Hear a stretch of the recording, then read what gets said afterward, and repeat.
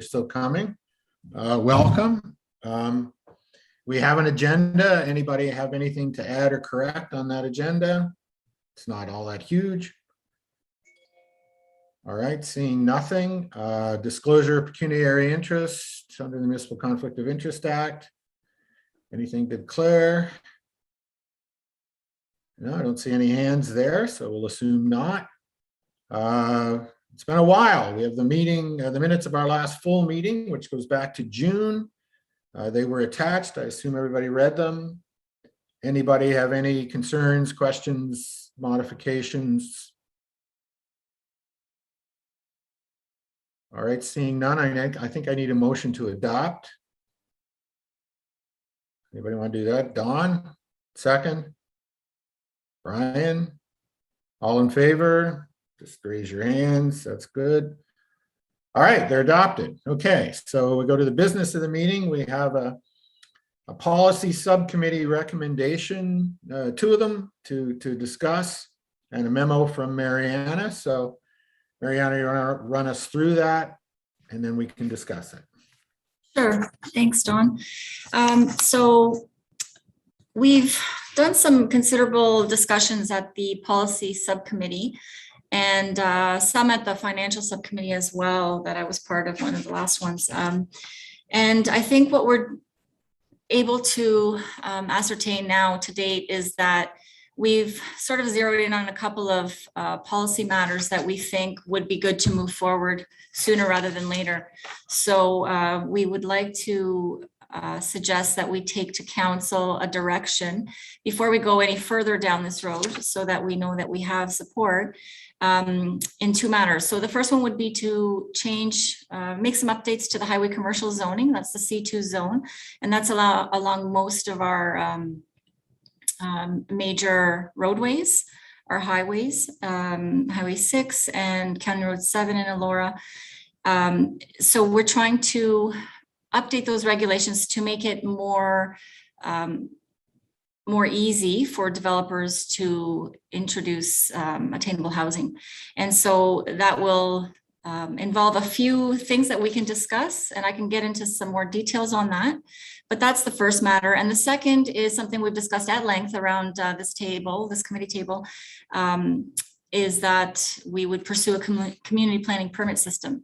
Now, that is something that would require a lot of resources up front. So we want to ensure that council's on board with that before we put any significant amount of resources into that and time spent on that. We want to ensure that council understands what that means, and we get some direction to move towards that type of system or exploring that. So those are the two key recommendations coming forward now that we feel we can take to council probably at the next meeting, which would be towards the end of October. And so that's up for discussion today, and then we can get into the details if you'd like. And so I put that on the table for discussion to see if there's a consensus around the full committee to move that forward as an actual recommendation to council from this committee. Okay, thank you. So those two recommendations, I reflect the discussion at the subcommittee, and you believe that the subcommittee, there was a clear consensus that to move forward on those two things. That's right. And we confirmed that at the last subcommittee meeting last week. So there was consensus around the subcommittee that these are the two items that we should move forward, and to bring that to the full committee for discussion and endorsement if possible. And if I remember at the subcommittee, there was some discussion about a community improvement plan, and I think Brett mentioned there's movement on that already, which is why you don't see it in this particular recommendation. Do you want to update us on that if you can?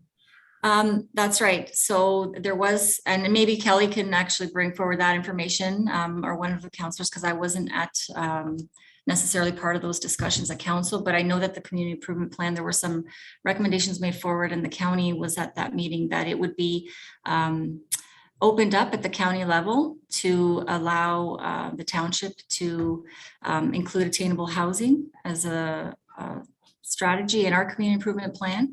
And but maybe I'll turn that over to maybe Kelly, who might be more aware of that if you'll allow that. Sure.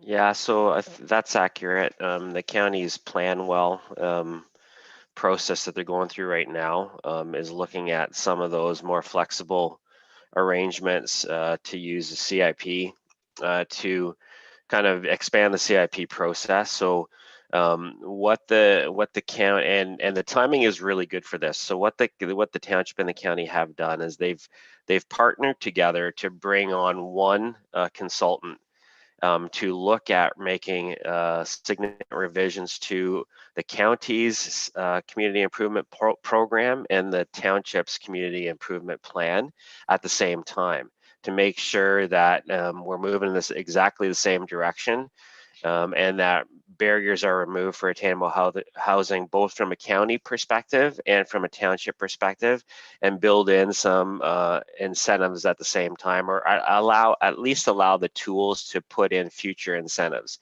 financial incentives for both the county and the township's side of things. So that project has been approved by Township of Center Wellington.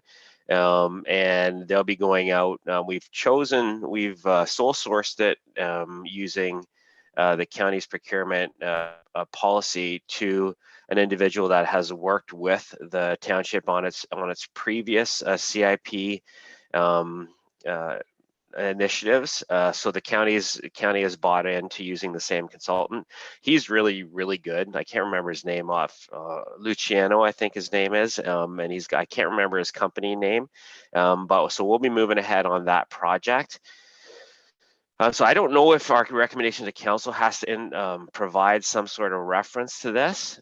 Maybe in the contextual part, if we have a little contextual piece that goes to council that includes these recommendations, we can mention something like that, because it is important to make it clear that in just about these two recommendations, that's what we're asking for council support on. But we are moving ahead on some of the other items that came up and were things that we've talked a lot about through the CIP process. So we should include some context around that, just to make sure that things related to attainable housing are kind of wrapped together. So that's really good that the township and the county are working together on making improvements to both their CIPs at the same time using the same consultant. So that's good, and I'm expecting some real positive and action-oriented results from that. Thanks, Kelly. So I guess the takeaway is that process is moving ahead, and it really doesn't need a kickstart from this committee.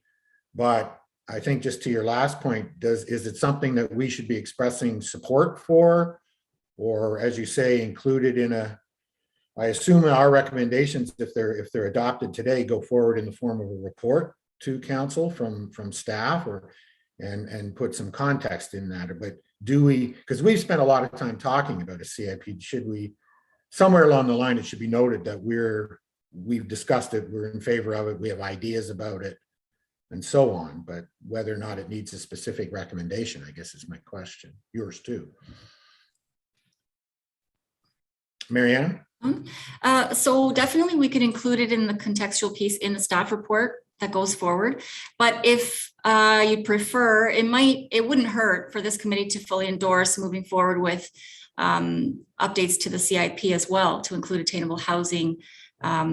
We could do that as well. So it wouldn't hurt to have that third recommendation that fully endorses moving forward on that part as well. Although I do believe it's already gone forward, so.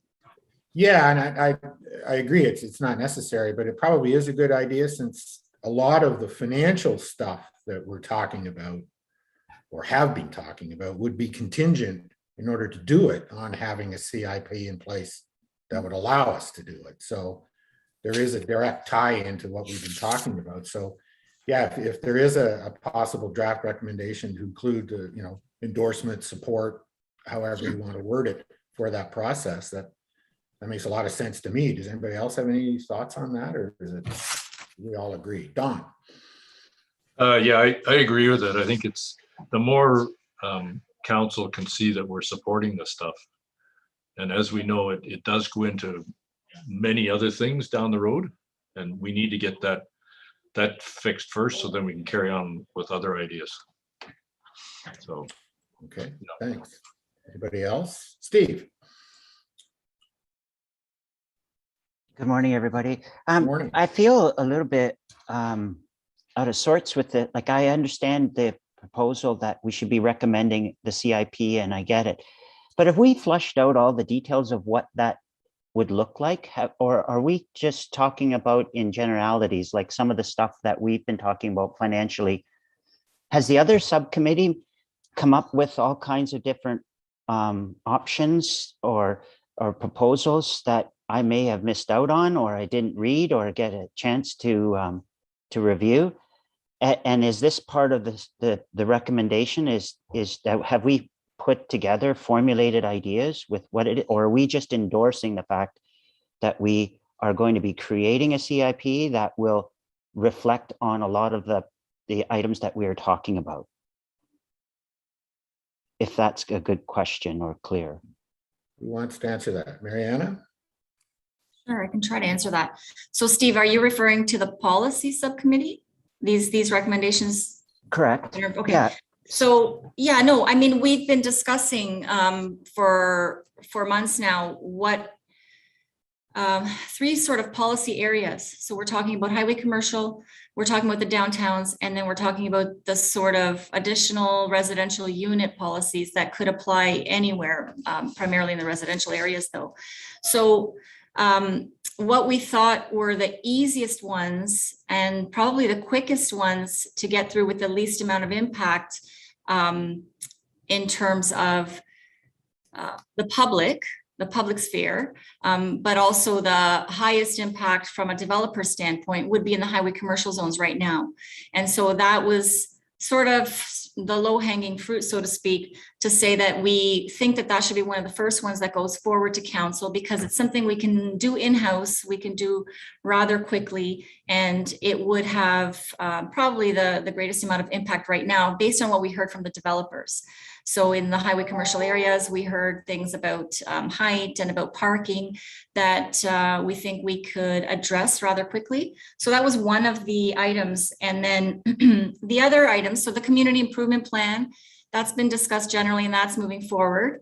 It already exists, right? So we already have a community improvement plan at the township level and at the county level. So that is just, that direction is just about updating it to include some of the financial incentives that we've been talking about around the financial subcommittee's table, to include some of those in that plan. So that's moving forward already at council.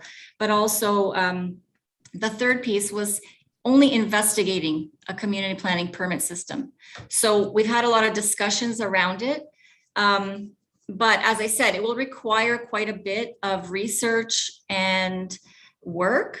So instead of going down, we'd want some endorsement on that before we go too far down that road from this council. So we don't know what that will look like yet. We don't have any of the details. We've seen what some of the other communities have done, and two of the better ones in smaller communities that we've seen so far and that are still in place, to my knowledge, are from Gananoque and from Carleton Place. So we've circulated those around the committee, and the committee can take a look at them. They're very extensive documents, and that's why I said it's a program that does require a lot of resources and energy, because it's basically putting in place a planning permit system that combines many types of planning applications. So a lot of work has to go into it, but the community consultation piece is all done upfront. So there's a lot of work that has to go in at the front end of that type of a system, but it's very clear from the beginning what's expected, what we endorse, and what the criteria are. So it's clear to a developer, and that's the benefit of that type of a system. It's clear to the community and the developer exactly what's expected. So when they come in and apply, they will get their permit if they meet all of these conditions, and those are set out upfront, and there is no appeal mechanism built into it. So there's a lot more certainty.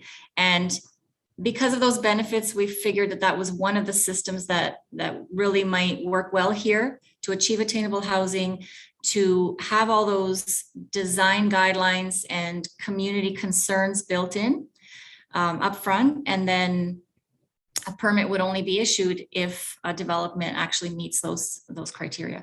So those are the three sort of primary things that we took away from our discussions over the past months as to the three directions that we think we should be going in. So I hope that helps clarify that we don't know the details of any of those, but we're just looking for direction to move to the next step of researching what those might look like, what the amendment might look like for the highway commercial, and what a community planning permit system could bring to the table. And those would come to council again through the appropriate processes for much like additional discussion and additional direction. Sorry, Don. Okay, Thanks. It does clarify, because that's about where I thought we were on the whole matter. It was just a matter as I didn't want to see us endorsing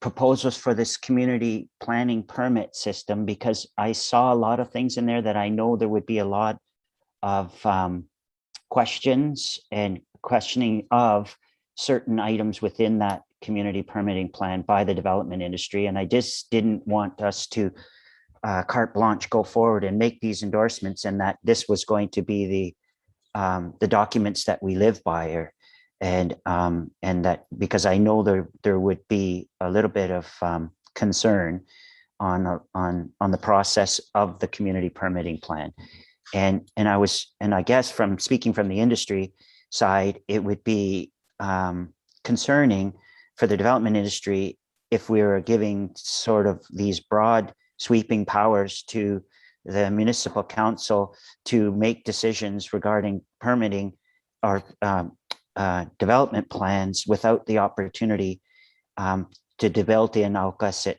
flexibility or creativity from the developer's point of view. Yeah, just to that, I think what we're endorsing is further examination of the concept and how it might look and play here.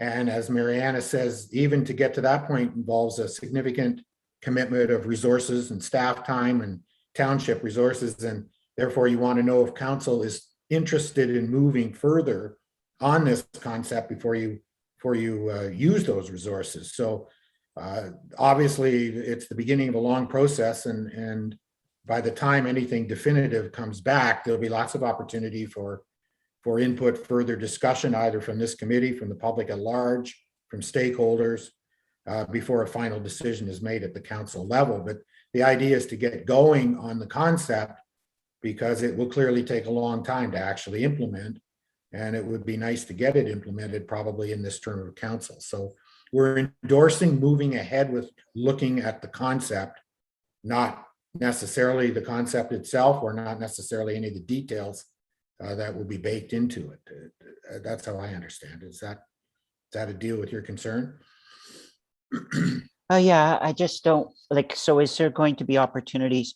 Like, is this the only way the municipality is going to be accepting development applications, is through this community permitting policy? Or is there still going to be flexibility to go, I'll call it traditional routes, like, to come forward with ideas with your property and the way it is? Or is it going to be streamed through this community improvement or community permitting plan? I think that's probably a basic question that would be answered is in implementation, and how and to what it would apply and to what extent, and how much it takes over from traditional streams of approval. Those would be the questions that we'd be looking at, and that would be looked at in the process, I would think, before it finally comes back for implementation. Mariana, is that how you see it? Yes, and the only thing I'll add is that we don't even know what area it would apply to yet. Would it be the entire township? Would it be only the downtowns? Would it be the entire urban centers? We don't know that yet. And that's why I think we need to look at what is possible through that system, and then where is that most appropriate based on the goals that we achieve. So it's very goal oriented, the community planning permit system. You can use it in some areas, they use it to address waterfront development. In some areas, they use it to address trees and heritage buildings and downtowns. Like, so it's very specific. It can be very specific. So what we would want to do is marry the goals that we have with especially attainable housing but also how to maintain the look and feel of certain areas. And is that the most appropriate tool that replaces other planning tools that gives the community certainty in what we're obtaining, and then gives the developers certainty that if they apply and they meet all the criteria, they will get a permit. So it builds all of that certainty up front. But that's why a lot of the work is done up front as well, right? The investment and the community input and the developer input. Like everybody would have that input up front, including council. And then once the system is in place, it moves rather seamlessly. The expectations are known. But we still would have to determine, as I said, where that would apply and to what it would apply, because it would be replacing the planning system, the planning application system in that area. Anybody else? Brian? Steve mentioned the financial incentives subcommittee, of which I'm a member, and unfortunately don't have my notes that I made at the time, but we were looking at the CIP in that group as a kind of collector of many ideas that could be applied as financial incentives to areas of the township, specific kinds of buildings. There was as I recall, there was a shopping list that we wrote that we had, which basically fell under the category of financial incentives. And there were some really interesting ones. And it was as I say, it was a bit of a grab bag, but we felt the CIP was the route in which to encompass all those ideas. Maybe some of you can remember what specific things we discussed. There was a nice little list, as I recall, but it's not in the notebook I've got in front of me today. So I'm struggling to remember exactly what we were talking about. Councilor McCray.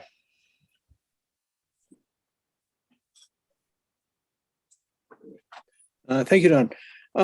Just related to the CPPS, my understanding is that the province is encouraging municipalities to consider using it. And when Mariana referred to the public engagement process up front, what the province is expecting is that all parties within a community, so citizens, businesses, developers, planning staff, everyone is involved in discussing and outlining what is it that the community wants to see in the different sections of the municipality. So everyone is involved in coming up with the final sort of vision for the community that is then hard-coded into the CPPS. So that's why the province is also saying there wouldn't be a lot of resource for appeal, because the idea is the whole community has worked at the beginning to define what it is we want to be as we grow. So I just wanted to add that. Okay, thank you. Brian, just to get back to your point too, I think you have it right. We've talked about at the financial group a number of different specific financial incentives that may or may not be applicable. I think the point is you need the CIP framework in place to, on an ongoing basis, plug them in, tweak them over time, change them, add to them, whatever. So that discussion will probably go on forever as long as there's a CIP, but you need to get the CIP framework in place to be able to put in specific financial incentives as you go along. And once it's done, if it's done correctly, that's a process that can continue to be a living document kind of thing that constantly updates itself and constantly is changed. So again, that's why it's important that process get underway, I think. And probably it's important that this committee endorse it, because it might be the vehicle to implement a lot of those financial incentives over time. So I think that's there. Kelly. As far as from a timing perspective, it'll be important for us to endorse something today so that I can get on the report to council, because I think it's really, really critical that we include some context towards our anticipated positive results that moving ahead on the CIP changes are going to bring to attainable housing in this community. I know we've had a lot of discussions about it, and I know those discussions will find their way into the project that's being done by the county and the township right now.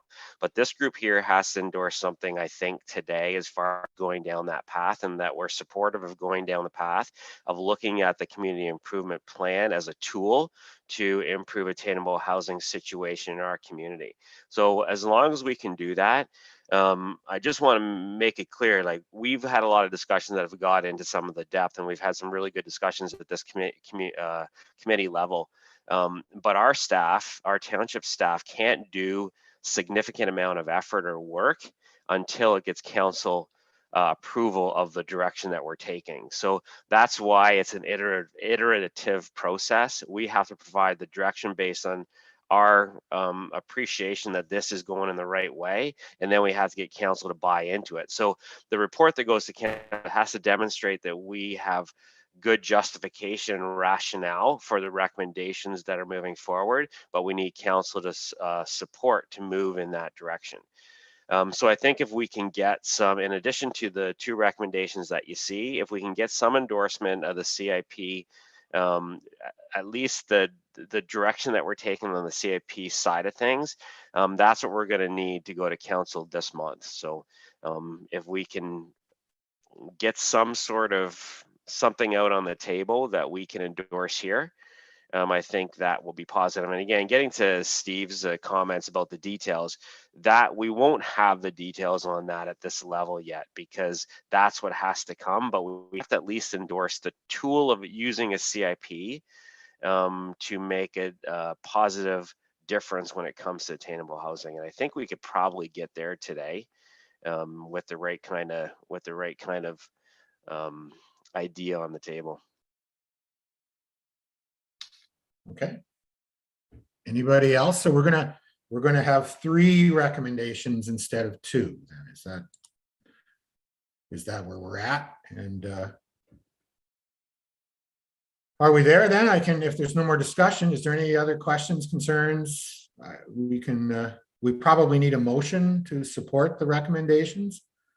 And then that becomes a formal recommendation of this committee to council. Steve. Just one question there. Kelly, you mentioned the rationale.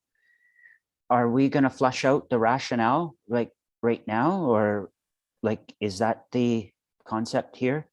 Like, we're going to endorse this CIP, which obviously is the direction to go, but that we're going to justify the CIP with a rationale. Does that make sense? Like, so that we're all on the same page. Like, and one of the items that we can say, for instance, the rationale for the community permitting plan is that it can be proactive and useful for the community to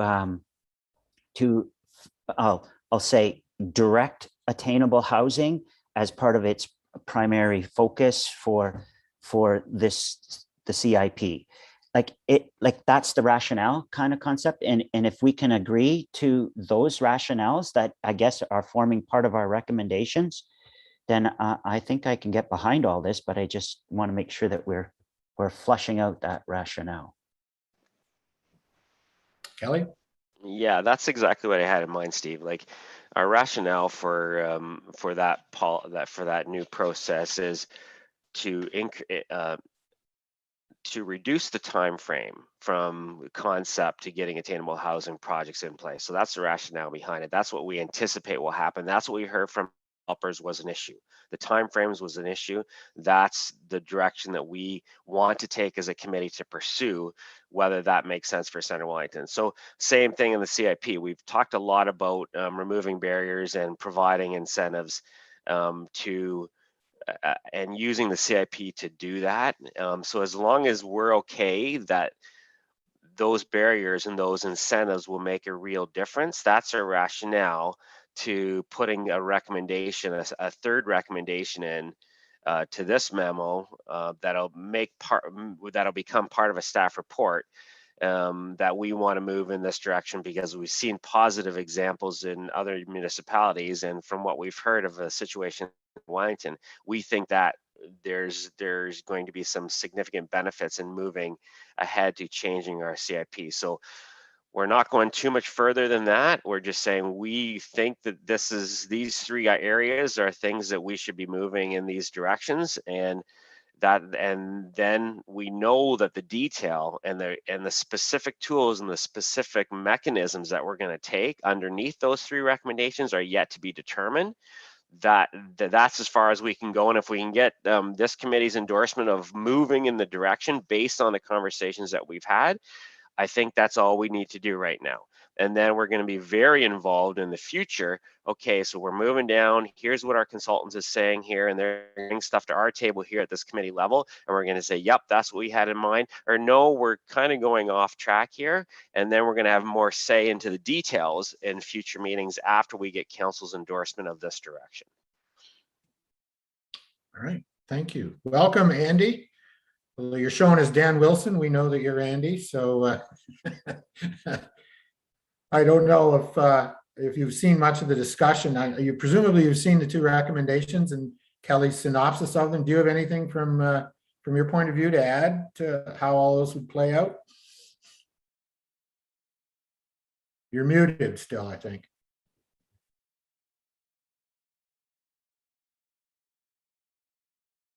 Still.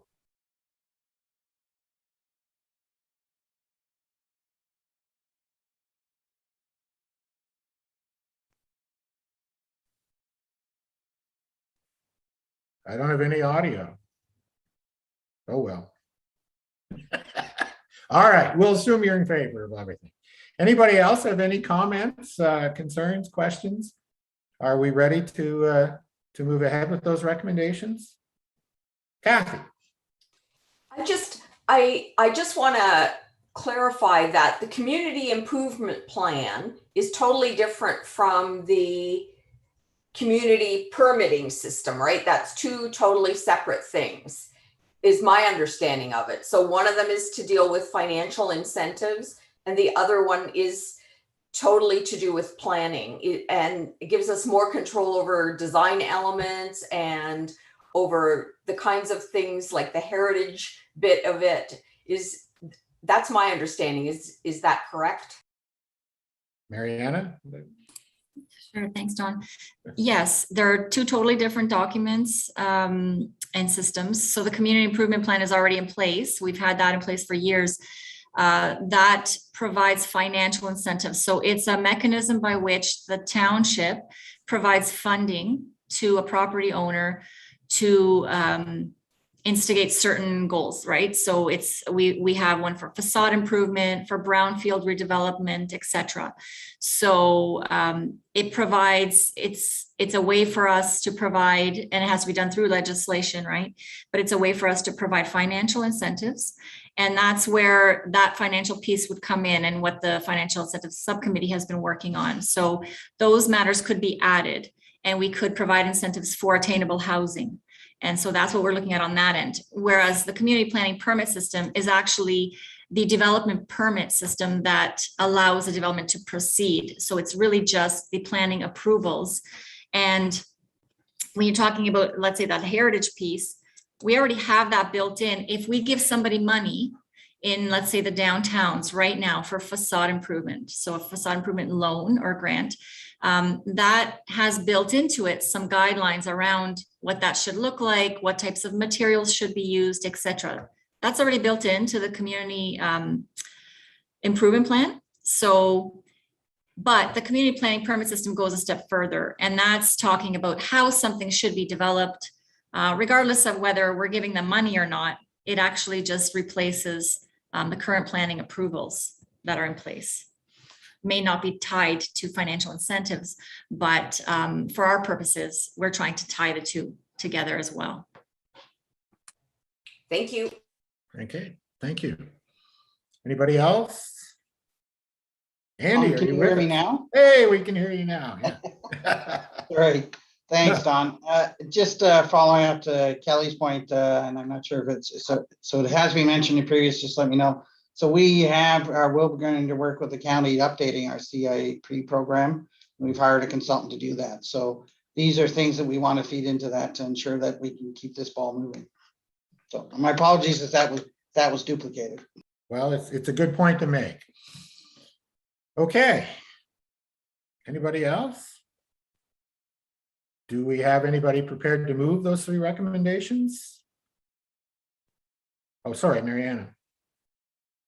Sorry, I've drafted a recommendation if you want me to read it out. Oh, please do, yes. Okay.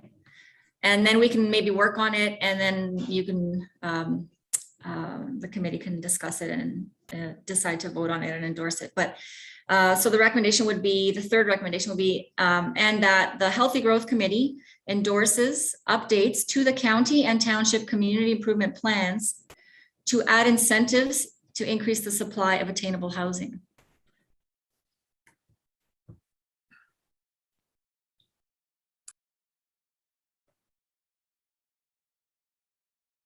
Anybody have any thoughts about that? Kelly, he's good with it. Sums up the discussion. Can you, sorry, Don, Mariana, can you read the first and second recommendation then? Sure. So I'll read the whole thing again. So that the Healthy Growth Committee recommends to council that the township reviews and updates its C2 highway commercial zoning regulations to reduce barriers and facilitate additional residential units in highway commercial zones in accordance with Strategic Plan Direction 1 regarding attainable housing, and that the Healthy Growth Committee recommends to council that the township pursue a community planning permit system, and that the Healthy Growth Committee endorses updates to the county and township community improvement plans to add incentives that increase the supply of attainable housing.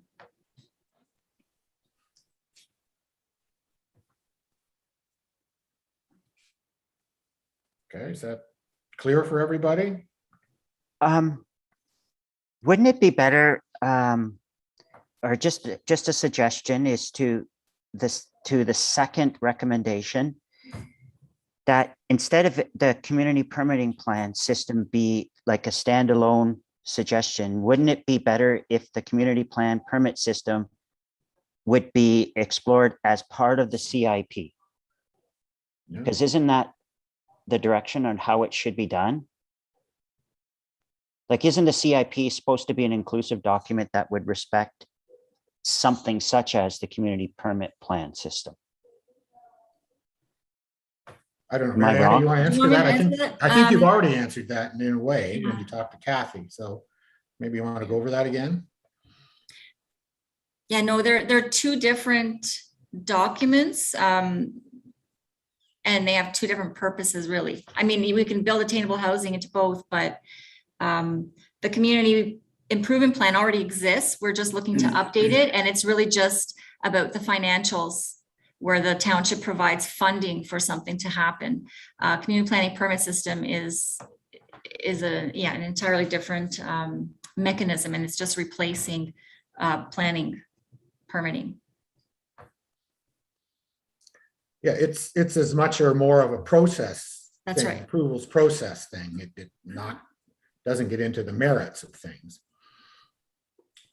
I just had a question on the community, the third recommendation, the new one about endorsing moving ahead on the community improvement plan. Do you want to limit it to financial? The way it's worded, I simply says we're doing it strictly for financial incentive reasons. I know that's obviously the critical point, but do you need to be that specific, or do we just say we endorse the process as a means of providing incentives for attainable housing or something like that?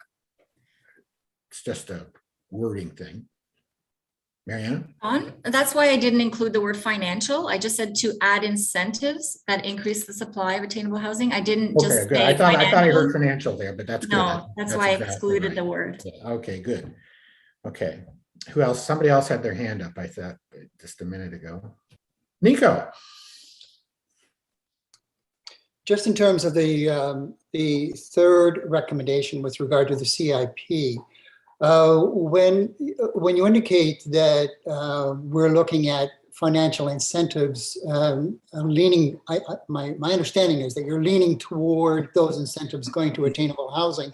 My concern would be that we continue to look at everything on equal footing. So if somebody else comes forward with an application for CIP funding, that it not be construed that we're going to give additional preference to attainable housing, unless that is in fact what we're looking at. But I think just to make sure that attainable housing is on a level playing field with everything else that might come forward for CIP funding. Okay, who wants to take a run at that? I have an answer, but Mariana, maybe you want to address that first? I think that, thanks, Don. I think what we can do, the CIP is basically like a tool bucket. You have all sorts of things that you can try to, like goals that we try to achieve. So it would still include facade improvement. It would include a lot of things. And what we're trying to do now is just add tools to allow someone to develop attainable housing more easily. The financial incentives, we've heard that there are barriers. It would be up to council to decide, and that I think that will come through the consultant who's doing those updates as to how this would be allocated. So, you know, I believe every year through budgeting and all that, it's determined how much funding is available for the community improvement plan. I see Andy has his hand up, so I'm sure he'll add to this. And that way council can make its decisions and can determine there might be criteria and some evaluation process as to how the funding is allocated to various projects and applications that come forward. Maybe Andy wants to add to that. Okay, Andy? Yeah, thanks, Mariana. And that's exactly it. I mean, so the ministry allows the CIP to be an overall guiding policy document. And in that, we have a number of different incentives or programs that we're allowed to provide. Council, when we did our CIP, originally only provided a few of the toolboxes and some of the facade, loan improvements, the TIG. There are a whole other number of tools in the toolkit that the municipalities can use, but not all of them are used at the same time. And basically, the Economic Development Advisory Committee previously looked at those to say, here are the ones that they felt would be the best incentives to offer to help keeping our economy and our municipality going in providing those incentives. Things have changed since that, so that's why we want to do that CIP update to say now there may be some new things like attainable housing that we want to be allocating funding for. It is one of the few rare tools that the ministry or the province doesn't give allowed to municipalities to actually provide funding to private sector developers, builders, and it's not considered. Most other things that municipalities would be looking to would be considered bonusing, and that's not allowed. So this is the toolbox we're allowed to do through the CIP. And Luke, our consultant, will be taking a review of that, and then council, as well as the Economic Development Committee, will be reviewing what are the handful of toolbox tools that we want to offer in the next go around with the CIP, as there is a limited amount of funding that we would only be able to provide. And we do budget for that on an annual basis. And it does roll over. If we haven't spent it all this year, then it rolls over to next year until we do have that money spent. And then we go back to council for a top up. And then that's kind of a check-in for council to say, yeah, the programs are working well, or no, it's not. We want to look at funding something else. So. Thanks, Andy. And I think that's a very key point is to emphasize that the CIP is the only mechanism that makes direct municipal financial assistance to a private business or a private person for any purpose legal. If you don't have that in there, it is illegal, it's bonusing, and that's not allowed. So in order to give incentives to anybody for anything, you need to somehow mention it in a CIP. And I think that's what's, to Nico's point, I think that's what we're doing, far from stressing or overwhelming every other purpose with attainable housing. We're bringing attainable housing into or we will be endorsing the concept of bringing attainable housing into an existing CIP that already deals with other things, facade guidelines and design guidelines and so on. So it's simply bringing that concept into something that already exists, and therefore allows us to expand the tools expand the number of tools that we can use for that purpose. So if we don't mention it in a CIP, you can't do it at all. So we're endorsing the idea of getting it in there as a concept, and then the particulars will get worked out over time. So I think that's really all we're about now. So I thought did I see someone else's hand up again here? No? Yeah, Oh, sorry, Steve, Don. no problem. I'm just struggling a little bit with the fact that just in our discussions here, you just mentioned like the tools as part of the CIP. Isn't the community permit planning system considered a tool? Like, I don't understand why we're like, because if we're endorsing a recommendation for this, I'm gonna have to get used to the acronym, I guess, but the community permit planning system. Like, are we endorsing something that is a standalone document that is now the way all development applications are going to be handled is through this CPP system? Like, I'm sorry if I'm flushing the same thing, but is it not more of a tool than it is a standalone opportunity? Well, I'll try that first, and then maybe Andy or Mariana can read. It is not a tool, it's a process document. It is a standalone document, and it remains to be determined to what it applies. And that'll be part of the process, whether it applies to particular development applications, all development applications, certain geographical areas, all geographical areas. All of that remains to be worked out as you work through it. But it is, I think, as Mariana said, it is a standalone document, a standalone concept. It deals with the process of approvals. The CIP deals with specific financial incentives to specific applications within the criteria set out in that plan. So two different concepts, and that's why it's, I guess, divided into two different recommendations, because it will be two different processes to implement it. And you want, at least what we're looking at is council needs to sanction proceeding on those processes, and the end will become apparent as we move through it. So I think your question is a good question, but it will be part of the debate in the process of trying to construct and implement a community planning permit system. And then that's the core question that you've raised, is to what does it apply? To what extent does it apply? And so on. That question remains to be determined, but there's an awful lot of work between now and getting there. And that's what we're looking council to allow us or allow staff to kick that process off. Did I get that right, Andy or Kelly or Mariana? Is that? Yeah, Don, do you want to, we have a job for a senior planner, we can hire you up and that. Been there, done that in an odd kind of way, so thanks. Exactly. Yeah, perfect response, Don. I think the two pieces are, one is really the only financial tool that the province gives us to provide funding to private sector. The permitting process is a more of a planning process, as you state out, under different legislation, and that's why we're trying to separate them out. They actually are under two different programs provincially, and for very different perspectives of what we're able to do with those systems or processes. Thanks. Anybody else want to weigh in on that? I'll just go one step further there and say, just the distinction again. You could be applying for a community improvement plan funding without having to, without requiring any planning approvals. You might have all your approvals in place. You might just be changing something on the site and you can apply for funding. You would need a building permit. Let's say you're making physical changes, but it's completely separate from the planning permit system, whatever planning process is in place, whether it's the regular process we have right now, whether it's a new process we put in place in future. It's completely separate from the financial piece, which is just somebody making an application for money that meets one of those goals and the criteria that are outlined in the CIP, in the community improvement plan. So it's completely separate. They still need all their planning approvals, however that is required to unfold. They still need that in place separately.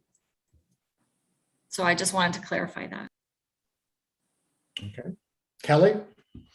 And I just, maybe this is obvious to everybody except for me. I just want to clarify that this is only related to projects that have attainable housing.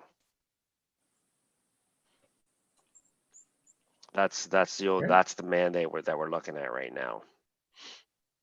Certainly, that's the focus of this group for sure. Anybody else? Steve, are you still perplexed, or does that help? No, your explanations are all well and good, and I appreciate it. I just don't want to make sure that we're committing to something that is going to be, I guess, the only system that we're going to be applying for in the future development projects, that it can only be done through newfound powers with the municipality, and that being the community permit planning system.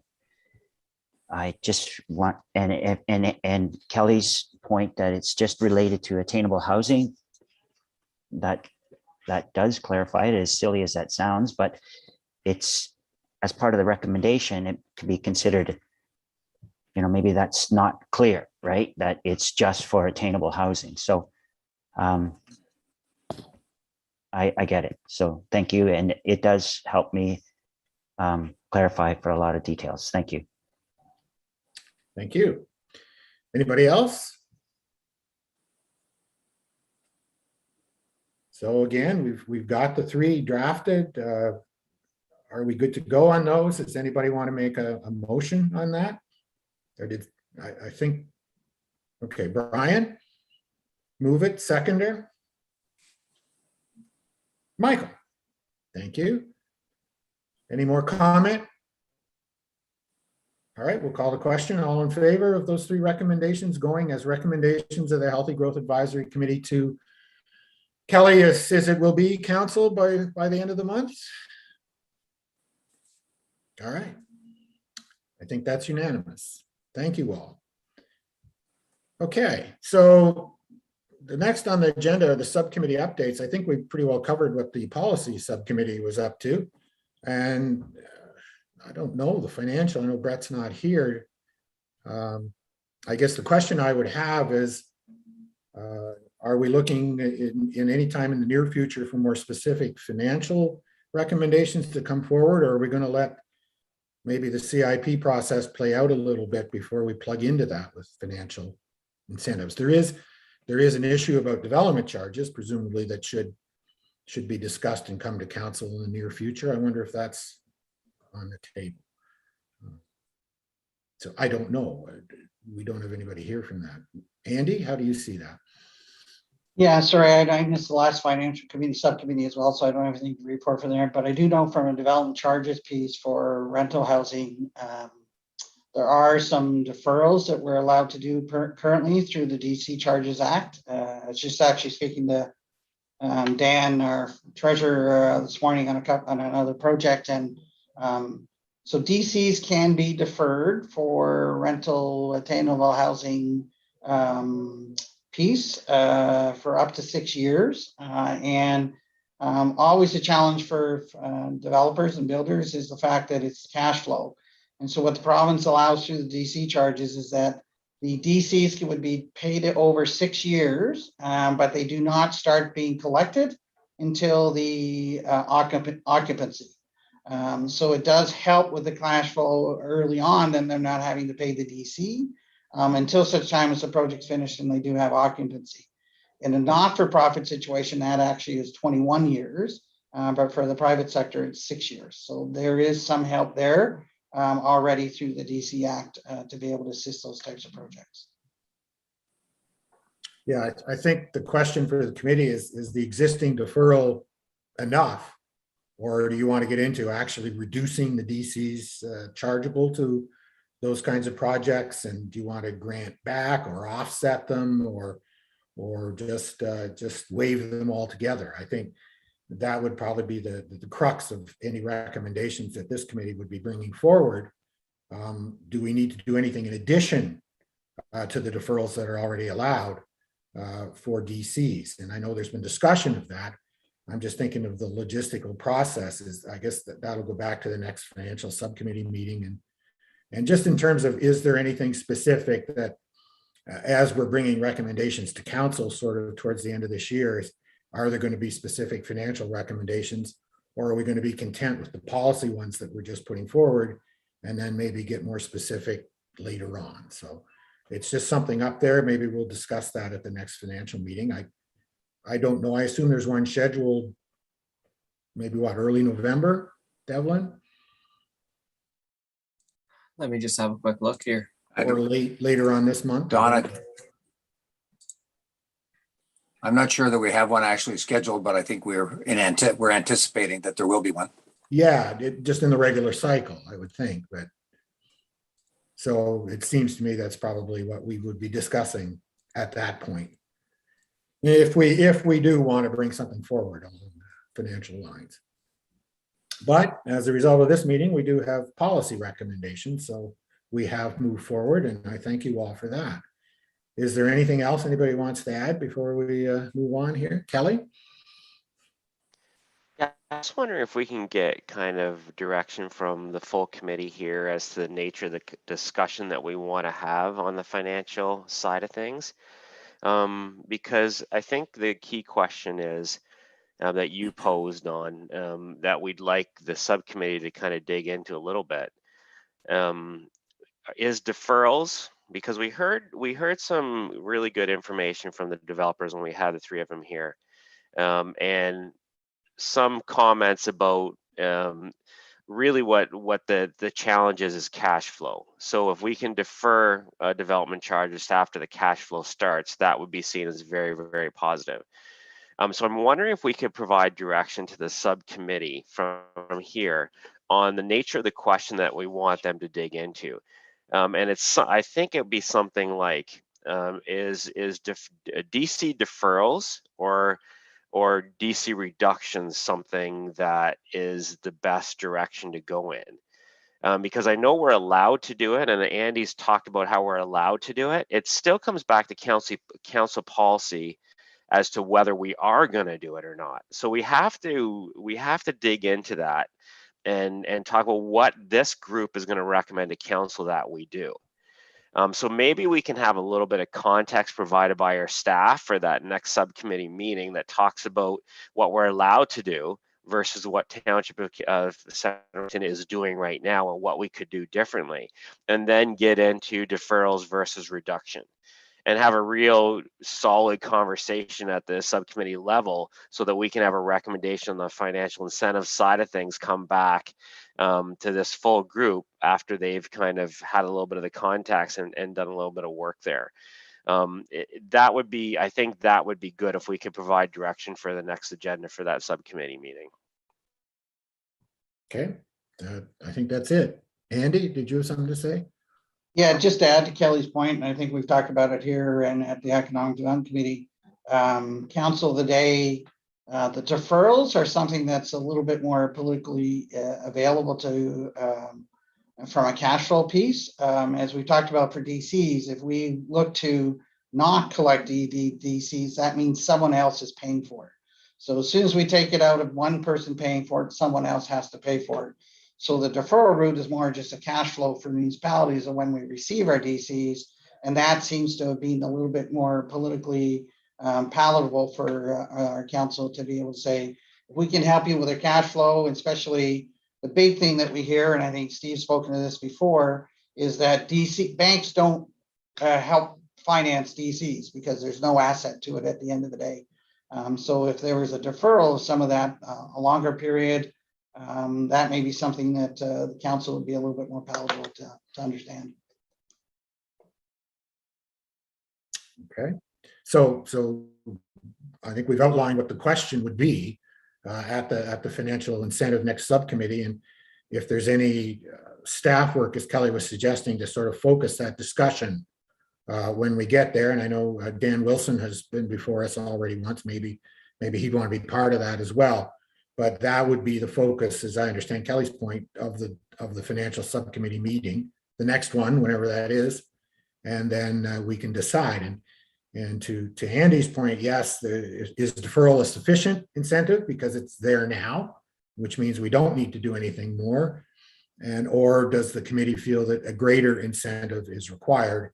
in terms of an absolute reduction in what we collect. So that frames the discussion, I think, and it'd be a very useful discussion to have in terms of whether or not specific recommendation goes forward. And I think I saw Steve's hand up just before that. Steve? Thanks, Don. Just that if we're bringing forward the concepts, we had 14 different recommendations at our subcommittee meeting, and Brian, you were referring to those earlier. As long as we can take those into consideration as part of the incentive program, because I thought there was several that I thought were really good ideas that could be explored. So as long as that is taken into consideration. Yeah, they will be. And again, that's the point. The place for those to show up will be the community improvement plan. Once the community improvement plan for attainable housing is in place, then exactly those specific incentives get written into that. So that's how that would work. So we're not going to lose track of them because there's a lot of them. And I think a lot of them were based on the Belleville, if I recollect correctly, the community improvement plan for Belleville. So that is where all that will go, to the extent that it goes. Okay, so anything else? Don? Thank you, Don. A couple of weeks ago, I got asked to go to the meeting of the whole, and there was a presentation there by two fellows. And I wonder if that could be made available to the rest of the finance committee, because it was a very interesting way of looking at how to get more affordable housing. It was a sort of a whole different process. Was Kelly, that cooperative housing, that a new approach to cooperative housing? Yeah, we've heard about that, but it would be good to see what they said. Yes, if that could be done. Kelly, can we get that kind of stuff? Yeah, through you, Don. Yeah, for sure. I just want to make sure it's clear to this committee, though, that the Wellington County Working Group is going to be discussing the kind of the non-rental attainable housing, that cooperative concept with this group. So the county is moving ahead on that. I want to make sure that, you know, it can be sent to the committee for information purposes, but really it is something that the county is moving ahead on. I don't want us to be tripping on each other. No. But I get your point, Don, that it would be good for this committee to recognize that there is, in addition to rentals, there is this other model. I just don't want us to get too bogged down in what the county working group is going to be moving on, because I do think it's more of a county responsibility than a township responsibility, but I don't see any problem with providing that information to the advisory group, though. Thank you. Great, thank you. Lisa? Sorry, just as a note for the committee members, it did form part of the council meeting and it is available via live stream. So perhaps Devlin can send a link to the live stream of the meeting to everybody. But it is available for anybody in the public to watch. I think Devin Read my mind. just did that. You guys are good. Okay. All right. All right, anything else? I think we've exhausted the agenda here. Is there anything else? Any comments, questions, issues? Okay, well, thank you all very much. Kelly, sorry, Sorry, I just wanted to keep you guys informed of what we're doing at the county level. So this Thursday, we're having a working group meeting at the county level, and we'll be discussing exactly what Dawn brought up. So I'll make sure that you guys are all informed of what the left hand is doing at the same time, so that we know we're moving in the same direction. If there's any concerns or anything that comes out of that meening that I think we should be aware of, I'll make sure I trigger a discussion with Mariana and Brett and Andy to bring to this committee, because it's so important that we're working together on this, and we are, but I want to make sure that we're keeping tabs on you guys here, understand what we're doing at a county level too. all right. All right. Well, seeing nothing further, we'll declare this meeting adjourned, and thank you all so much. I think we've made a big step today, whether it seems like it or not. So that's good. So this again, will be coming, we anticipate would come to council in the form of a report at the October meeting, committee of the whole and then council. Is that the process, Andy? Yeah.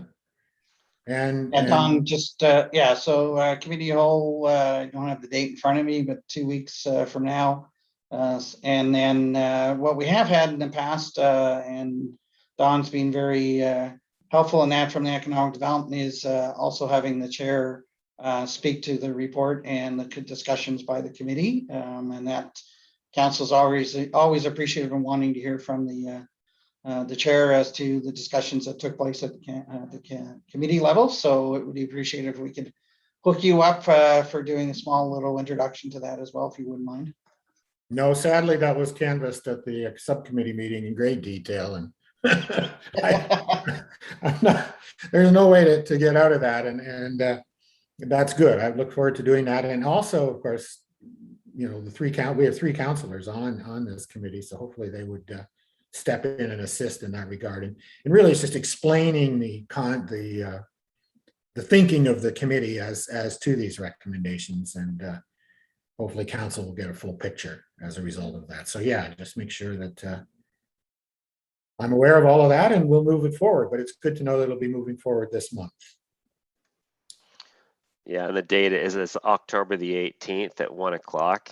I encourage any members of this committee to be there, because it really, really makes a difference as to who is on the call for these council meetings. So this is really important that we move ahead on this and we get support at a council level. So it'd be great if anybody or all of you can be at that meeting.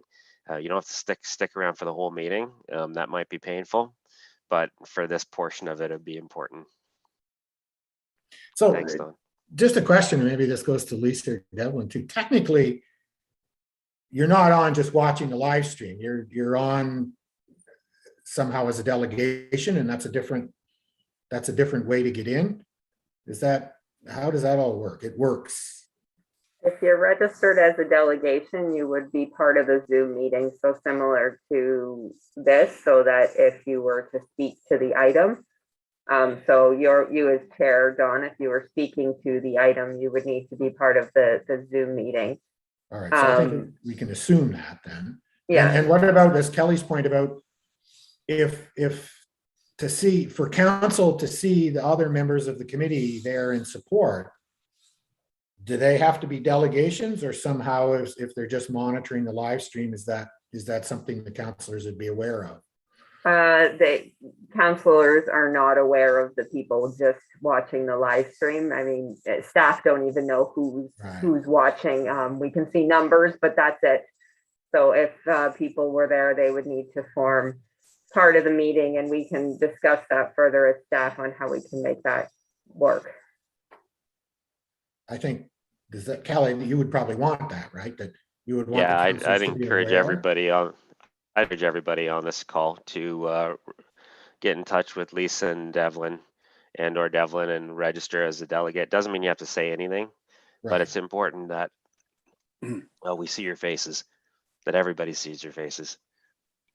Okay, so that's something that we'll have to organize between now and, what was it, the 22nd or the 18th, whenever it was?